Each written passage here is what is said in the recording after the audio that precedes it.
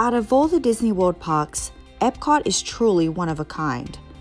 Epcot stands for Experimental Prototype Community of Tomorrow and was dedicated to celebrating human achievement, specifically technological innovation and international culture. The park opened on October 1st, 1982 and was the second theme park built at Walt Disney World after Magic Kingdom. Before you come, grab your most comfortable walking shoes and turn on that step counter because Epcot is more than twice the size of Magic Kingdom, 305 acres to be exact. After having been to Epcot a dozen times, we can safely say that Epcot is by far our favorite Disney park. Even though fast passes are suspended, dining options are limited, and things have changed quite a bit, we still felt the magic of Disney during our recent visit. My heart for this video is to be able to show you around the park and help you enjoy all that Epcot has to offer by providing you with an itinerary and other tips that might help you avoid all of the stress. Stay tuned for the end of this video to learn about an unpublished secret that you might want to take advantage of to beat the crowds without a fast pass. Our day started at the Disney's Beach and Yacht Club Resort. They have by far the best pool in all of Disney, and you can see our review of the property in the link below. Staying at the beach club, we had special access to the park through a back entrance, which was super convenient and was only about a quarter-mile walk from our resort. You have to stay at the Disney Beach and Yacht Club's Boardwalk or Swan and Dolphin hotels to take advantage of this awesome back gate into Epcot. Our strategy for visiting Epcot was to tackle the big rides known for the longest lines. These include Test Track, Sauron, and Frozen Ever After boat ride in Norway. We recommend Test Track first, Frozen, and then Sauron. For some reason, we find the Sauron line to be more tolerable for waiting since it was nice and cool on the inside in the Land Pavilion. Upon arriving at Epcot, we went straight to Test Track, which we knew would have the longest lines of the day. Also, we saw that there was rain in the forecast later, and Test Track is really the only major outdoor ride that closes during storms at Epcot. When we got to Test Track, the line was long, but it moved quickly that it felt like we were literally walking onto the ride. Energizing for power test.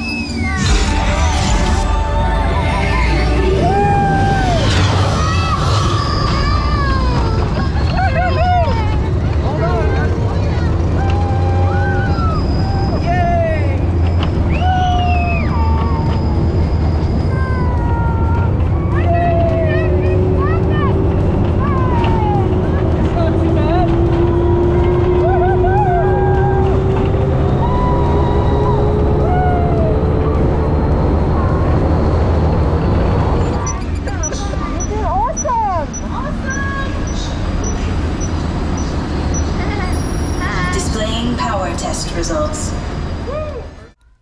Let's take a minute to really appreciate the ride Sauron. I believe this is one of my favorite rides at all of Disney, and to me, worth the long wait. When it's hot outside and you're tired, there's no better feeling than riding Sauron and then heading over to the peaceful Living with the Land boat ride. Edible plants that have been an important source of nutrition for people living in the tropics. Aquaponics with aquaculture. The fish provide a natural source of fertilizer for the plants, and the plants help keep the water clean for the fish. Once we got the big 3 rides done, we made our way to the World Showcase. This showcase is home to 11 pavilions representing countries from around the world, including Canada, the United Kingdom, France, Morocco, Japan, the United States, Italy, Germany, China, Norway, and Mexico. Since our family has a 5 and 9-year-old, we moved quickly through the World Showcase, but this is by far one of our favorite parts of Disney World that you just can't miss. One big element that we found lacking in 2021 was the absence of international cast members here. Part of the experience is talking with someone from Norway about the best chocolates to buy, or seeing all the acrobats in China and mariachi bands in Mexico. There were still concerts in the America Pavilion and Canada, but it just wasn't the same having been many times before.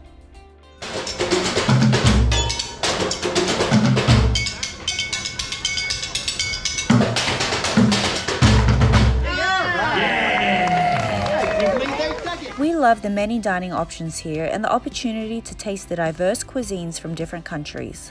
So grabbing lunch here is absolutely a must. Reservations are highly recommended if you want to eat at a full-service restaurant. Many were not open or they had limited seating due to COVID. We decided to beat the summer heat by dining in Mexico as well as Italy during our visit.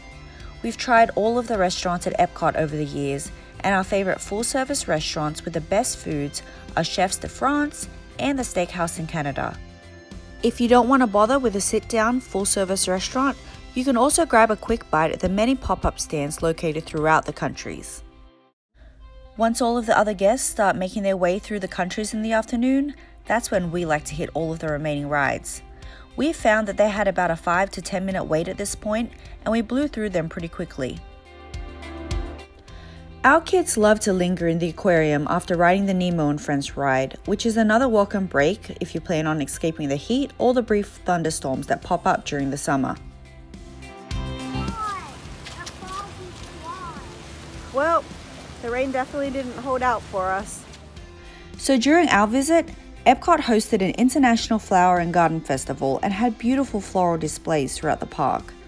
We really enjoyed this, but if you missed this festival, no worries.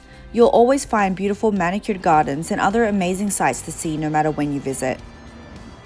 While our family really missed the Epcot Forever fireworks show, we did crash and go for a late night swim at our resort at the end of the day.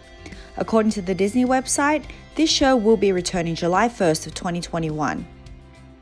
Going back to the benefits of staying at the Disney Beach and Yacht Club Resort or any of the Disney resorts along the boardwalk is how convenient it is to leave and come back. When we were there, we were hit with a lot of rain in the late afternoon and the kids were absolutely exhausted. So we were back in our room in a short amount of time, and then we were able to return to Epcot in the evening to enjoy dinner. Having this option alone just made staying at a Disney resort well worth it for us.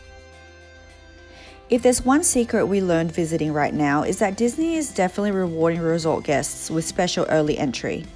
Extra magic hours and big rope drops are gone. However, we were able to line up an hour before park opening and rode test track before any of the guests had walked in. The parking lot was open to drivers 30 minutes after resort shuttles arrived. Once again, there's no official rule or published plan for this, but we did find this hack to be absolutely true for multiple parks during our visit. We really hope you enjoy your visit to Epcot this year and keep the magic alive.